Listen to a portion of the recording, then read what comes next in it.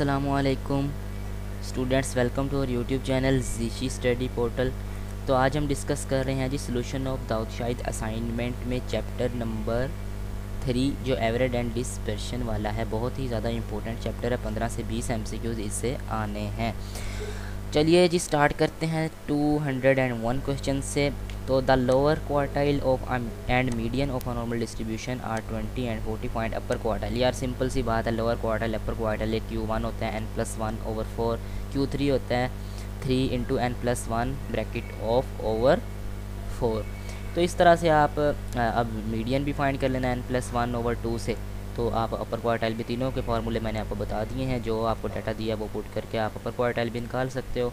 Next है जी 202। अब 202 भी सेम क्वेश्चन है, बस यहाँ पे उसने अपर क्वार्टाइल का पूछा है, यहाँ पे आपने लोअर क्वार्टाइल इसी तरह से निकाल लेना है।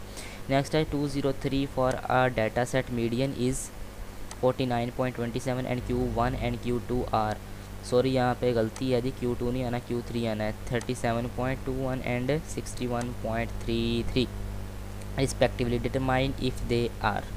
यार अब ये सिमेट्रिक है, कैसे सिमेट्रिक है जी, कैसे इक्वल है एक दूसरे के? जब आप Q3 माइनस Q1 करते हो, सॉरी जब आप Q3 माइनस Q2 करते हो तो देखो अब ये माइनस करेंगे तो 12.06 आएगा। अगर Q2 माइनस Q1 भी करते हो तो फिर भी 12.06 ही आता है। इस तरह सेम जवाब आ रहे हैं, इसीलिए ये सिमेट्रिक कहलाता है। If frequency is negatively skewed than the relation between the mean and median and mode. ये देखें इंपॉर्टेंट MCQs हैं।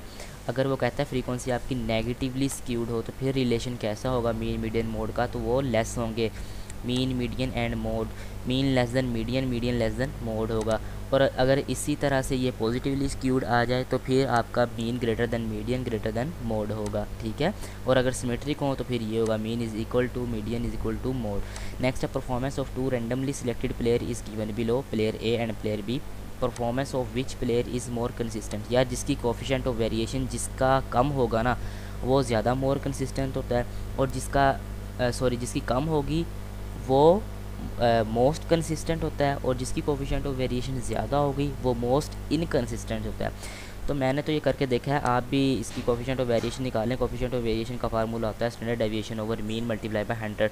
तो जिसकी कम होगी प्लेयर ए या बी की वो मोर कंसिस्टेंट होगा। तो और जो इसमें दिया हुआ है जी आंसर वो प्लेयर ए है। जो नेक्स्ट क्वेश्चन है वो भी बिल्कुल ऊपर वाले ही जैसा है, उसमें भी एक डाटा दिया है, इसमें प्लेयर बी बताया हुआ है जी मोर कंसिस्टेंट है। अच्छा उसके बाद है जी 207। If frequency distribution is skewed to left tail. यार जब लेफ़्ट टेल होती है तो नेगेटिवली स्क्यूड होता है। नेगेटिवली स्क्यूड किस तरह होता है मैंने अभी ऊपर बात की है, mean less than median less than mode.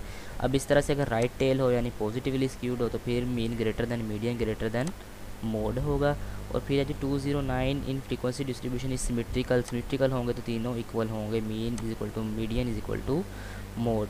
Next है जी डाटा हमें दिया हुआ है जी, ये डाटा दिया है, फ्रीक्वेंसी भी दी है। वो कहता है find standard deviation and variation. अब देखें फ्रीक्वेंसीज भी हैं, फ्रीक्वेंसी भी है। अब जी आप कहेंगे ये x किस तरह बना है और fx किस तरह बना है? तो यार x इस तरह से बना है, क्लासेस के जो मिड पॉइंट है ना, आप 46 और 50 के दरमियान मिड पॉइंट 48 है, 51 से 55 के दरमियान 53 है, 56 से 60 के दरमियान 58 है। ये देखें तो इस तरह से ये हमारे x बने हैं। फिर fx किस तरह बने हैं, 15 और 48 को मल्टीप्लाई करने से देखें fx यानी दरमियान में मल्टीप्लाई है तो मल्टीप्लाई करने से ये आए हैं। फिर fx स्केयर जो इनके स्केयर ले लेने हैं, या ये fx के स्केयर लेते जाएंगे तो ये आ जाएंगे, ठीक है। fx को भी आपका मीन ले लेना है, इसका टोटल कर लेना है इसको, और fx स्केयर को भी कर लेना है। तो अब उसने कहा जी स्टैंडर्ड डेविएशन निकालनी है और वेरिएंस निकालना है। तो यहाँ पे जी वेरिएंस निकालना है जी, ग्रुप जो होता है ग्रुप डाटा उसका वेरिएंस है ई summation fx square over summation f minus summation fx over summation f का होल स्केयर। तो ये डाटा पुट कर लेना है, ये आपका आ जाएगा वेरिएंस। फिर स्टैंडर्ड डेविएशन लेनी है, इसी का अंडर रूट ले लेंगे तो ये आपका स्टैंडर्ड डेविएशन। देखिए वेरिएंस का अंडर रूट स्टैंडर्ड डेविएशन होता है। उसके बाद जी है जी फाइंड हार्मोनिक मीन। अब ये क्लासेस हैं और ये फ्रीक्वेंसी है। यहाँ पे fx 4.5 किस तरह से, ये मिड पॉइंट्स हैं जी, जो मिड पॉइंट्स हैं इनके वो fx हैं हमारे। फिर f ओवर x बनाने हैं। अब f ओवर x किस तरह से, f हमारा 2 है, इसको डबल कर देंगे f, ठीक है, fx बनाते हुए। तो x हमारा 4.5 था, इसको भी डबल कर देंगे तो ये 9 हो जाएगा। 2 से 4 हो 2 4 बन जाएगा, 4.5 9 बन जाएगा, 14.5 29 बन जाएगा, 3 हमारा 6 बन जाएगा। इस तरह से हमने fx भी निकाल लेना है। तो ग्रुप फिर आपने हार्मोनिक मीन भी निकाल लेना है जी। इसका फॉर्मूला होता है हार्मोनिक का ग्रुप डेटा के लिए, आप देख लीजिएगा, ठीक है। अनग्रुप के लिए तो वैसे से यही होता है कि समीशन एफ ओवर एक्स होता है, तो इसमें होगा समीशन एफ ओवर एक्स, ठीक है। नेक्स्ट हमें डाटा दिया हुआ है मीन मीडियन मोड निकालें, तो सिंपल यार ये डाटा है, एक्स भी दिया है एफ भी दिया है, एफ एक्स बना लें, यहाँ से कम्युलेटिव फ्रीक्वेंसी बना लें। फिर अब mean summation X over N होता है, यहाँ से मीन बना लेना। मीडियन भी समीशन एफ ओवर 2 होता है, यहाँ से आप मीडियन निकाल सकते हो। मोड होता है मोस्ट फ्रीक्वेंट वैल्यू, यानी 6 आ जाएगी। फिर जी फाइंड हार्मोनिक मीन, ये बिल्कुल सेम क्वेश्चन है, ऊपर हम सोल्व कर आए हैं। ये देखें मैंने बताया summation F over x formula है। नेक्स्ट है जी बार चार्ट। बार चार्ट क्या होता है, जिसमें वर्टिकल लाइंस भी होती हैं और हॉरिजॉन्टल भी होती हैं। तो show data horizontally and show data vertically, ये दोनों इसके आंसर हैं, यानी both B and C. Next है which graph can be use to find median. यार ये बातें अब ज़रा गौर से सुनना, जो मीडियन होता है ना आपका, वो किससे फाइंड होता है, ओजाइव से। Answer is ogive. Ogive use होता है मीडियन मालूम करने के लिए, और हिस्टोग्राम जो है ना आपका, हिस्टोग्राम वो यूज़ होता है मोड फाइंड करने के लिए, ठीक है। ये बातें याद रखनी है। What are the specification and characteristics of ogive. अब ओजाइव की क्या प्रॉपर्टीज़ हैं, cumulative frequency and class boundary इसमें यूज़ होती है, ये बात भी आपने याद रखनी है। जहाँ सी एफ या सी बी दी हो, आपने हमेशा ओजाइव को याद रखना है। फिर मीडियन, क्वार्टाइल, डिसाइल, परसेंटाइल वगैरह, ये भी सब ओजाइव से ही डिटरमाइन किए जाते हैं। नेक्स्ट है correlation between weight and salary. तो यार इनका क्या रिलेशन होना है, ज़ीरो ही होगा। सैलरी आपको पैसे जिस तरह मिले हैं, तो उसका वेट होता है, कोई वेट के हिसाब से आपको मिलते हैं, तो यार वेट और सैलरी का आपस में कोई रिलेशन नहीं है, तो यहाँ पे ज़ीरो आएगा। उसके बाद है stem and leave display is given find median. ये क्या यार, डाटा तो कुछ दिया ही नहीं हुआ, ये क्वेश्चन भी हमारा ज़रा रॉन्ग है, यानी मिस प्रिंट है, यहाँ पे डाटा हमें नहीं दिया। नेक्स्ट है जी 219, which of the following is correct.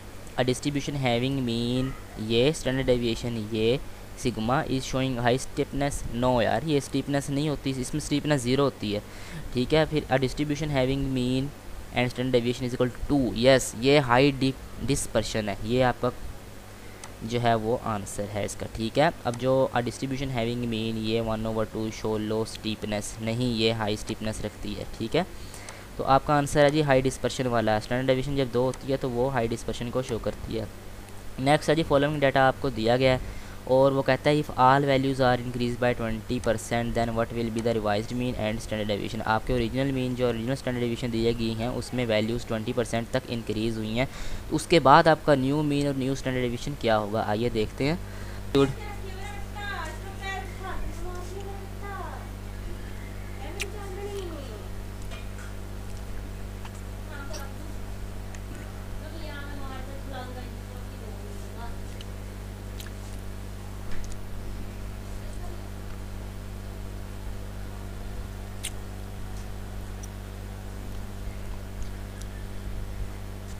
और इसी तरह से अगर आपकी लेंथ सेम होगी, सॉरी वो थोड़ा मसला हो गया था रिकॉर्डिंग में, इस तरह से वो रिकॉर्ड नहीं हो रही थी, तो अगर आप थोड़ा मसला ऐसा क्रिएट आए तो यार इसको इग्नोर कर दिया करो, ठीक है।